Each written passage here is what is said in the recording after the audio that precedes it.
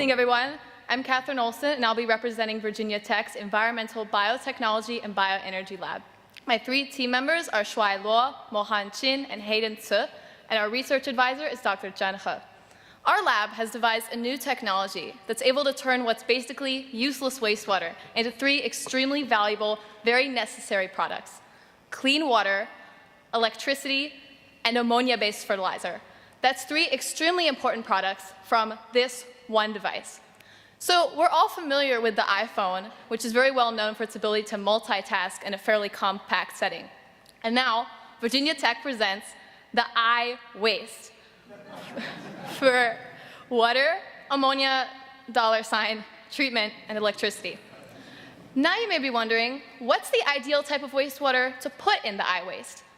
It can basically treat anything that has organic matter in it, but we've chosen to focus on three wastewaters that we see are the most important in terms of having extremely high concentrations, and that these industries have high need to deal with their wastewater: agricultural waste, anaerobic digester wastewater, and food processing wastewater.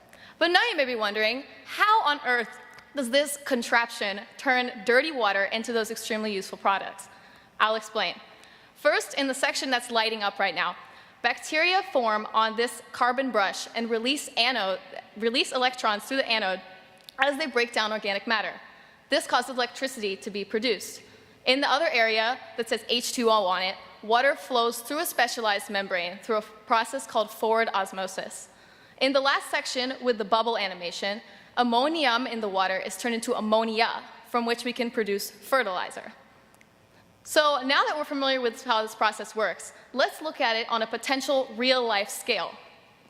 Take this farm, for example. This one cow, in the process of a single day, produces approximately 40 liters of waste, which to the average farmer is a humongous nuisance, but with the help of iWaste, it can be given back in the form of 7,500 liters of clean water, 73 kilowatt hours of electricity, and 25 moles, or $3 worth, of ammonia-based fertilizer.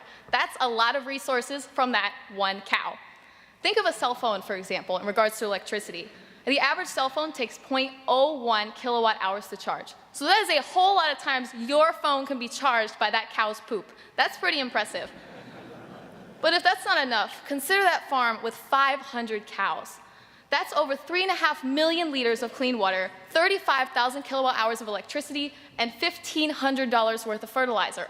All of these resources from something that would have otherwise been thrown away and considered worthless. So we believe this technology has a lot of promise, and we're hoping that by putting it out into a wider audience, we can attract investment and take it off of the lab bench into the real world. Thank you. Thanks, Kathryn. Who wants to go first? Jeff.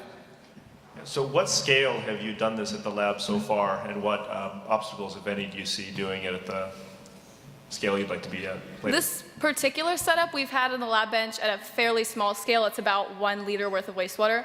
And then we have a similar setup at a wastewater treatment plant near Virginia Tech. So that's scaled up to treat about, I think, 200 liters a day, something around that amount. So one of the main obstacles we've come across is probably it can be a little bit expensive to collect all these materials.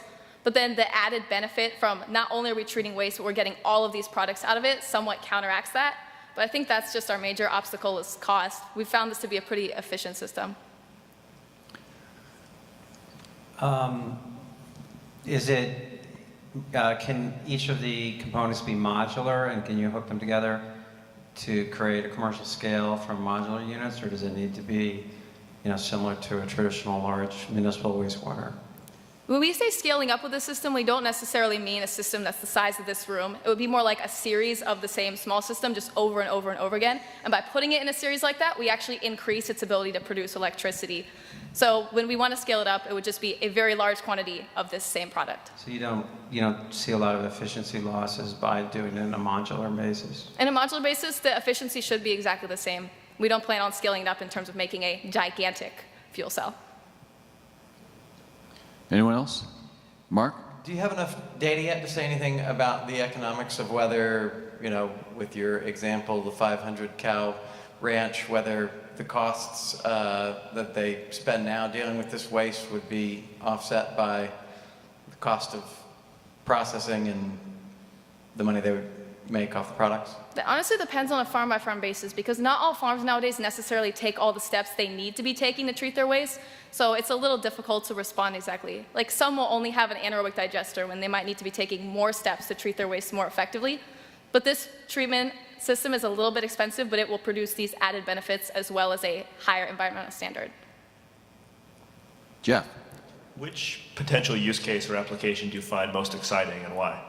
Can you repeat the question, please? Of all the potential applications or places you could use this, which is the most interesting or exciting for you and why? I honestly find food processing a really interesting option since that's usually ignored as a wastewater source. People don't really think of food as being a wastewater. But the thing is, since it's involved in an industrial process, we have a waste heat source, which can then be used as part of the ammonia production process. So that entire process would be made more efficient by being in an industrial setting. So I think there's a huge potential with this with food processing waste. Great. Any follow-ups? Kathryn, thank you. Great job. Thank you. Virginia Tech, Kathryn Olson.